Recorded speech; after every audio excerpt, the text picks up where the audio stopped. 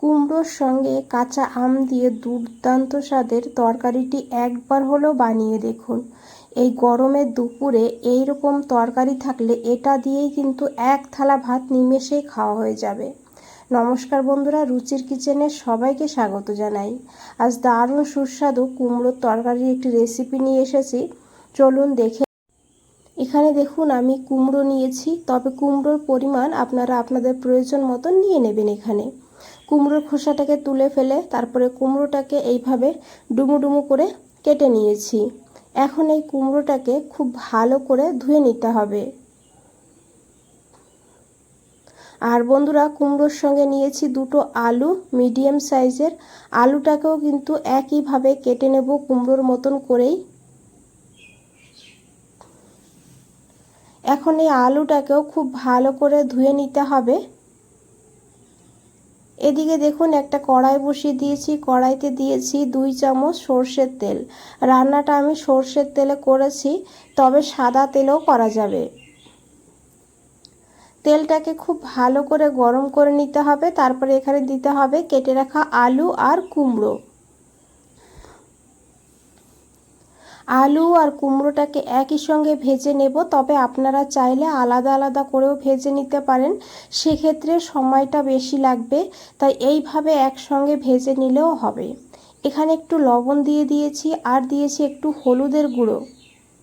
এখন খুব ভালো করে আলু আর কুমড়োটাকে ভেজে নিতে হবে। এদিকে দেখুন আমি একটা কাঁচা আম নিয়েছি, আমটাকে কেটে নেব। প্রথমেই খোসাটাকে তুলে নিতে হবে, তবে আমের পরিমাণও আপনারা আপনাদের প্রয়োজন মতন নেবেন, মানে যেমন টক পছন্দ করবেন সেইভাবে আম নিয়ে নেবেন এখানে। আর এই আমগুলো কিন্তু খুব বেশি টক হয় না বন্ধুরা। এখন এই আমের খোসাটাকে এইভাবে তুলে নিয়ে তারপরে আমটাকে এইভাবে কেটে নেব একটু লম্বা লম্বা করে।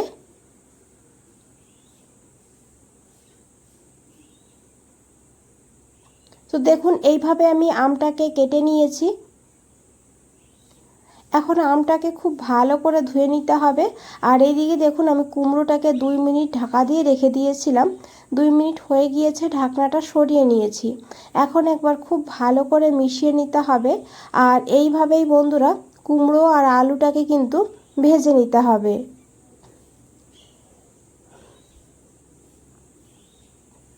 এখন এই কুমড়ো আর আলুটাকে তুলে নেব।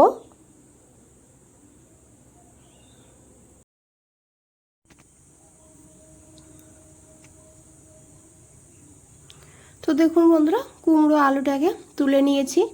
আর এই কড়াইতে আরও 2 চামচ তেল দিয়েছি। তেলটাকে খুব ভালো করে গরম করে নিতে হবে। তারপরে দিতে হবে 2টো শুকনো লঙ্কা আর দিতে হবে 1/2 চামচ পাঁচফোড়ন। এখন এই ফোড়নটাকে ভালো করে একটু ভেজে নেব। শুকনো লঙ্কা আর পাঁচফোড়নের ফ্লেভারটা যেন ভালোভাবে তেলের সঙ্গে মিশে যায়। তারপরে এখানে দিয়ে দিতে হবে কেটে রাখা আমগুলো।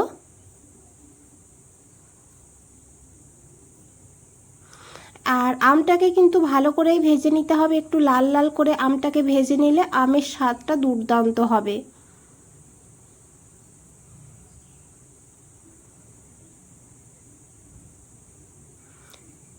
তো দেখুন এখানে কিন্তু আমটা বেশ ভালো করে ভেজে নিয়েছি।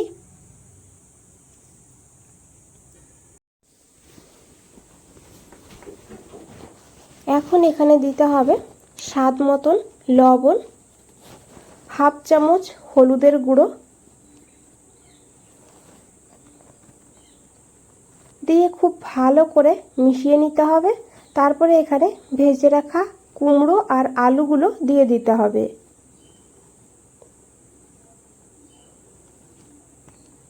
দিয়ে খুব ভালো করে মিশিয়ে নিতে হবে। আর এদিকে দেখুন আমি আরও একটা মশলা বানাবো, তার জন্য একটা বাটির মধ্যে নিয়েছি 1 চামচ কালো সর্ষে আর 1 চামচ সাদা বা হলুদ সর্ষে। তবে আপনারা চাইলে শুধু কালো সর্ষে দিয়ে বা শুধু সাদা সর্ষে দিয়েও কিন্তু রান্নাটা করতে পারেন।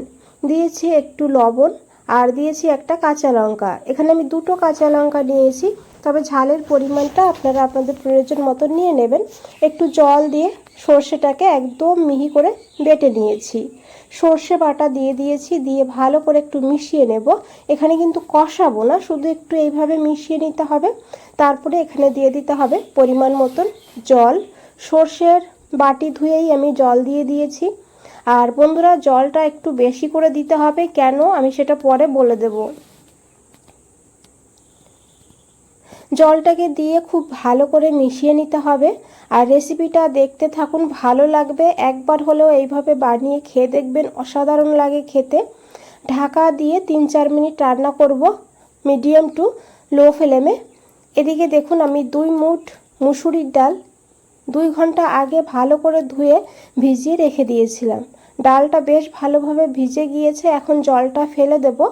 আর এদিকে দেখুন, একটা মিক্সচার গ্রাইন্ডার নিয়েছি, গ্রাইন্ডারের মধ্যে ডালগুলোকে নিয়ে নেব। আপনারা চাইলে শিলেও বেটে নিতে পারেন, তবে জল দেব না। জলের যদি প্রয়োজন হয় 1 চামচ জল দেব, খুব বেশি জল দেওয়া যাবে না। দিয়েছি একটা কাঁচা লঙ্কা। আর ডালটাকে এইভাবে কিন্তু আমি বেটে নিয়েছি। একদম মিহি পেস্ট করবেন না, একটু দরদরা করে ডালটাকে বেটে নিতে হবে। আর এখানে কিন্তু আমি ছোট চামচের 1 চামচ জলের ব্যবহার করেছি। দিয়েছি একটু লবণ, মানে ডালের পরিমাণ বুঝে লবণ দিতে হবে। আর দিতে হবে অল্প করে হলুদের গুঁড়ো। দিয়ে ভালো করে ডালটাকে একটু মেখে নেব। এইভাবে ডালটা মাখতে মাখতে দেখবেন ডালটা অনেকটা হালকা হয়ে যাবে। এইভাবে বন্ধুরা ডালটাকে মেখে নিতে হবে। আর এদিকে দেখুন, একটা কড়াই বসিয়ে দিয়েছি। কড়াইতে দিয়েছি 2 চামচ সরষের তেল। তেলটাকে খুব ভালো করে গরম করে নেব। খুব বেশি তেলের প্রয়োজন হবে না, এই 2 চামচ তেলেই কিন্তু সব বড়াগুলো ভাজা হয়ে যাবে। আর এখন এইভাবে আমি অল্প অল্প করে নিয়ে চামচের সাহায্যে দিয়ে দিয়েছি, তবে হাত দিয়েও দেওয়া যাবে। আর খুব বেশি বড় করবেন না বড়াগুলো, এইভাবে ছোট ছোট করেই বড়াগুলো বানাবেন।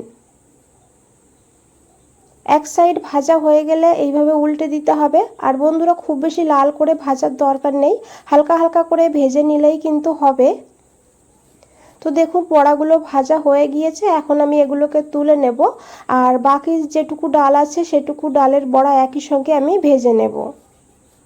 এখানে বন্ধুরা সব বড়াগুলো ভেজে নিয়েছি। আর এখানে দেখুন, প্রায় 4 মিনিট হয়ে গিয়েছে, ঢাকনাটা দিয়ে রেখে দিয়েছিলাম। একবার খুব ভালো করে মিশিয়ে নেব এখন। আর কুমড়ো আলু কিন্তু এখনও পুরোপুরি সিদ্ধ হয়নি, সামান্য একটু বাকি আছে। এখন এখানে দিয়ে দিতে হবে সেই ডালের বড়া। আর 3টে কাঁচা লঙ্কা দিয়েছি ফ্লেভারের জন্য, দিয়ে খুব ভালো করে মিশিয়ে নেব। তারপরে এখানে দিতে হবে চিনি 1 চামচ। তবে চিনির পরিমাণ আপনারা আপনাদের প্রয়োজন মতো নিয়ে নেবেন, যেমন টক খাবেন বা মিষ্টি সেইভাবে চিনিটা এখানে দেবেন। আমি এখানে 1 চামচ চিনি দিয়েছি। দিয়ে ভালো করে মিশিয়ে নেব। 2 মিনিট এইভাবে রান্না করব। 2 মিনিট পর গ্যাসটা বন্ধ করে দিতে হবে। তারপর ঢাকা দিয়ে আরও 5 মিনিট স্ট্যান্ডিং টাইমে রেখে দিতে হবে। বন্ধুরা, রেসিপিটা দেখে যদি একটু ভালো লেগে থাকে একটা লাইক করে দেবেন, চ্যানেলটাকে সাবস্ক্রাইব করে পাশে থাকবেন, কমেন্টসে জানাবেন কেমন লেগেছে। আর দেখুন কতটা লোভনীয় লাগছে দেখতে। এইভাবে কিন্তু ঝোল ঝোল করে রান্নাটা করতে হবে। আর এই বড়া দেওয়ার কারণে জলটা একটু বেশি দিতে হবে, আমি প্রথমে বলেছিলাম জলটা একটু বেশি দিতে, এই কারণে বড়াতেও কিন্তু জল সোপ করবে। তো বন্ধুরা, আজ তাহলে এই পর্যন্তই। ফিরে আসছি নতুন কোনো রেসিপি নিয়ে। ভালো থাকবেন, সুস্থ থাকবেন, সবাইকে অনেক অনেক ধন্যবাদ এত সময় ধৈর্য ধরে রেসিপিটা